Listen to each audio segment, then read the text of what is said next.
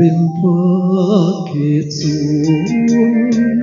ดาวหมื่นดวงแสนดวงย้อยเป็นยวงใหญ่ลาแต่มีดวงเดียวก็เกี่ยวปลายฟ้า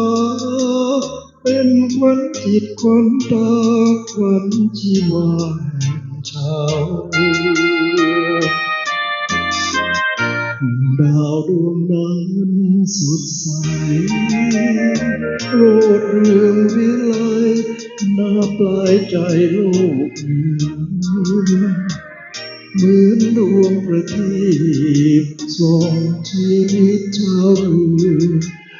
ส่องทางมาทุกเมื่อช่วยชาวเรือขับเรือถูกตา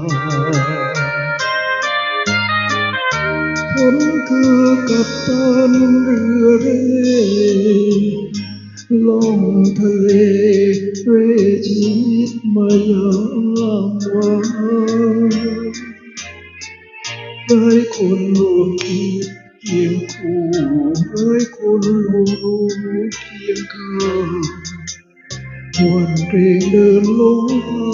งปลอดภัยถ้ามีเธอนั้นเท่านี้ก็คงฝันดีพบทางที่สดใสเพราะตาฉันบอ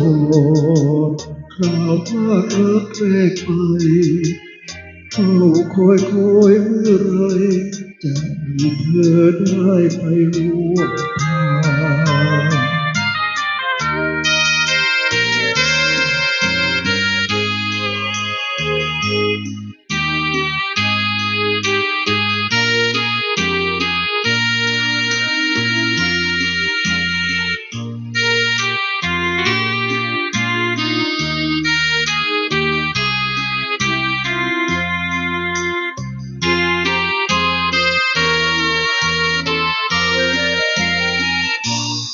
มีเธอนั้นเท่านี้ก็คงฝันดีพบทางที่สดใสเพราะตาฉันบอดกล่าวพลาดรักแรกไปเฝ้าคอยเมื่อไรจะมีเธอได้ไปร่วม